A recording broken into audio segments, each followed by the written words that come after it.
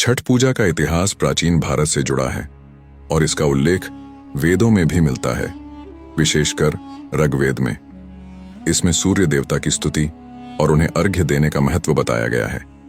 इन दिनों में छठी मैया की पूजा भी की जाती है। तो चलिए छठ पूजा की कहानी को जानते हैं। इसकी सबसे अधिक प्रचलित कहानी यह है कि किसी समय की बात है। एक समृद्ध और धर्मात्मा राजा प्रियंवद अपनी पत्नी मालिनी के साथ एक सुंदर राज्य पर शासन करते थे।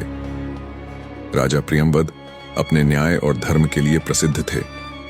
उनका राज्य सुख समृद्धि से भरा हुआ था, लेकिन एक दुख था जो उन्हें परेशान कर रहा था।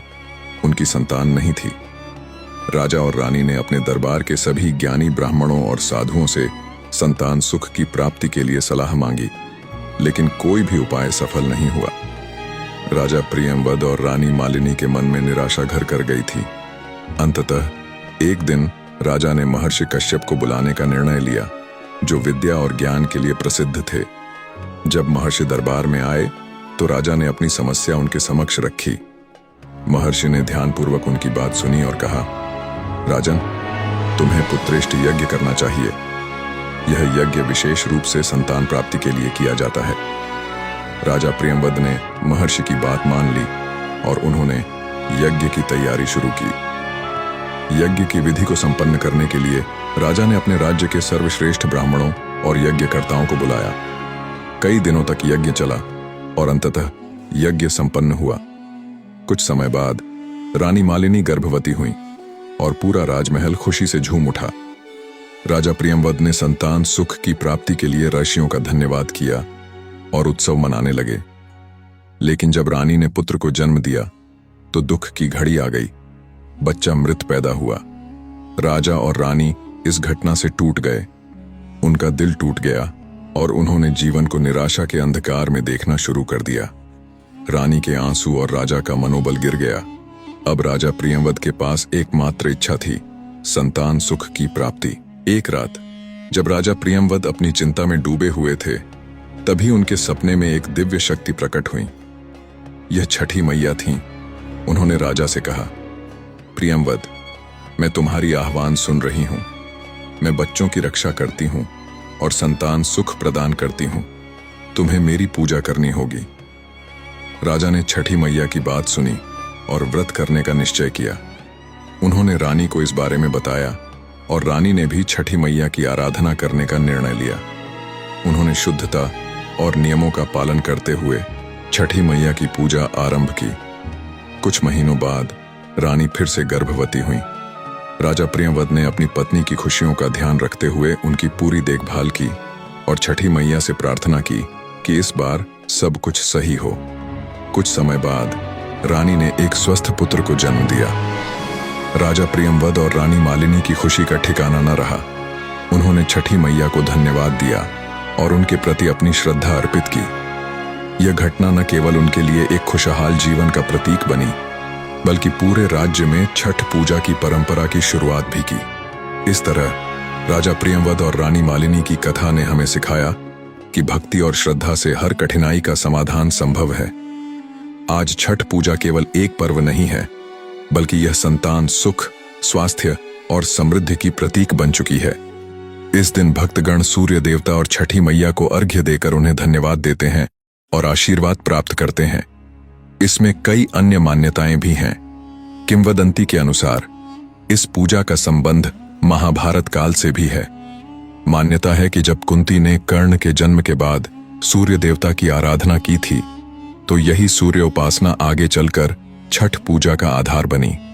इसके अलावा भगवान राम और माता सीता के अयोध्या लौटने के बाद भी सीता जी ने सूर्य को अर्घ्य दिया और छठी मैया का आशीर्वाद मांगा था। आइए जाने छठी मैया कौन है। मार्कंडेय पुराण में इस बात का उल्लेख मिलता है कि छठी मैया प्रकृति की अधिष्ठात्री देवी हैं और इसके साथ ही भगवान सूर्य की बहन भी। छठी मैया को संतान सुख, संतान की दीर्घायु और सौभाग्य प्रदान करने वाली माता माना गया है। छठी मैया को षष्ठी देवी भी कहा गया है। छठी मैया भगवान ब्रह्मा की मानस पुत्री है। जब बच्चे के जन्म के छठे दिन उसका छठी पूजन होता है, तब इन्हीं माता का स्मरण किया जाता है। इनकी कृपा से न सिर्फ संतान को हर तरह की सुख सुविधा प्राप्त होती है, बल्कि उसके जीवन में आने वाले कष्टों का अपने आप ही निवारण हो जाता है। चलिए अब जानते हैं यह पर्व कैसे मनाया जाता है। यह पर्व 4 दिनों तक मनाया जाता है, जिसमें शुद्धता और पवित्रता का विशेष ध्यान रखा जाता है। यह हमें यह भी सिखाता है कि हमें प्रकृति के प्रति आभार व्यक्त करना चाहिए, क्योंकि वही हमें जीवन और ऊर्जा प्रदान करती है। छठ पूजा 4 दिनों तक मनाई जाती है और इसमें कई विशेषताएं होती हैं। इस पर्व के दौरान भक्तगण खास ध्यान रखते हैं, क्योंकि यह एक कठिन व्रत होता है। इस पर्व के पहले दिन को कहते हैं नहाए खाए।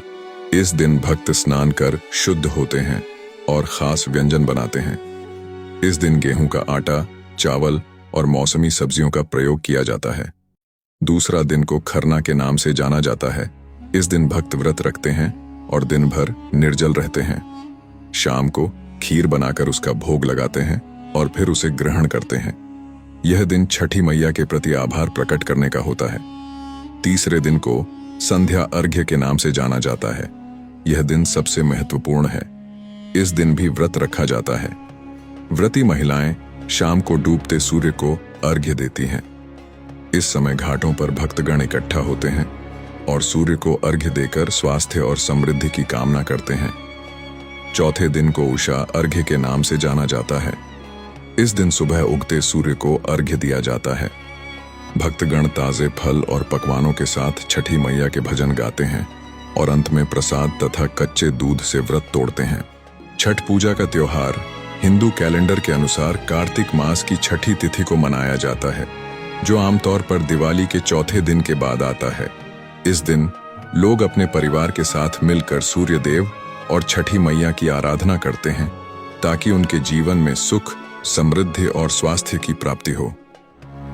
यह त्योहार भारत के कई राज्यों में मनाया जाता है, जैसे बिहार, झारखंड, उत्तर प्रदेश और मध्य प्रदेश। इन सभी स्थानों पर लोग नदी या तालाब के किनारे खड़े होकर पूजा करते हैं। बिहार में इसकी शान ही अलग होती है, जहां लोग इस पर्व को बड़े उत्साह और धूमधाम से मनाते हैं। विदेशों में भी, जैसे नेपाल, मॉरिशस और फिजी में, वहां के बिहारी समुदाय इस पर्व को अपनी सांस्कृतिक विरासत के रूप में मनाते हैं। छठ पूजा सिर्फ एक त्योहार नहीं, बल्कि अपने जीवन की सफाई और अस्तित्व की प्रशंसा का अवसर है। तो चलिए इस शुभ अवसर को एक साथ मनाते हैं। तो दोस्तों, ये थी हमारी आज की वीडियो, जिसमें हमने प्राचीन ज्ञान और रोचक तथ्यों की जानकारी पाई।